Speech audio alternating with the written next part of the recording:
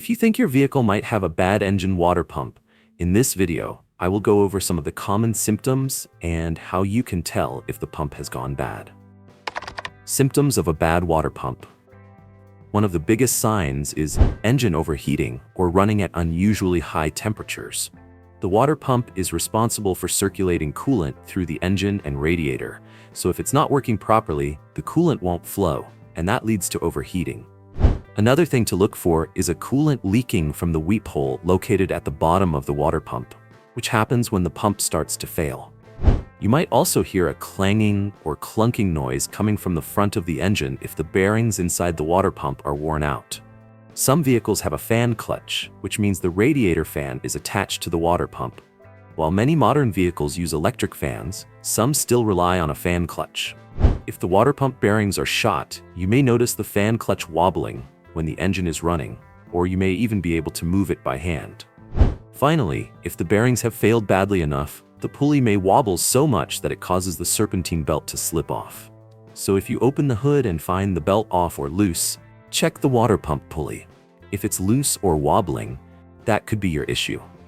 One of the most common signs of a bad water pump is coolant leaking from a small hole called the weep hole, which is usually found at the bottom of the water pump. In some cases, it might be off to the side or in a slightly different spot, but it's typically underneath. The problem is, depending on your vehicle and engine layout, it can be tricky to get a clear look at it. Sometimes it's hard to see whether that weep hole is leaking or not. Because it can be tough to visually confirm a leak from the weep hole, it's important to make sure the coolant isn't coming from somewhere else. Check other common leak points, like radiator hoses or the heater hoses going into the engine bay. A leaking hose, for example, might dump out all the coolant, causing the engine to overheat, and it could easily be mistaken for a failing water pump. Someone might spot coolant dripping in the area of the pump and assume it's bad, when really the leak is coming from a nearby hose. So make sure to rule out other leaks before replacing the water pump. Other failed components with similar symptoms. Also, make sure the electric cooling fans are actually turning on. If they're not, the engine can overheat, which might cause the radiator to blow out coolant.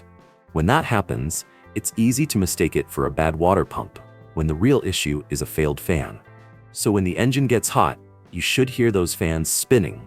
If not, that's something to check. Another common issue that can lead to overheating is a thermostat that's stuck closed. If the thermostat doesn't open, coolant can't circulate through the engine or radiator, which can cause overheating and even force coolant to overflow.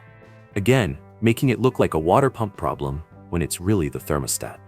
But if the electric fans are working, the thermostat isn't stuck closed, and there are no leaks from hoses or other parts of the cooling system, then it's very likely your water pump has gone bad.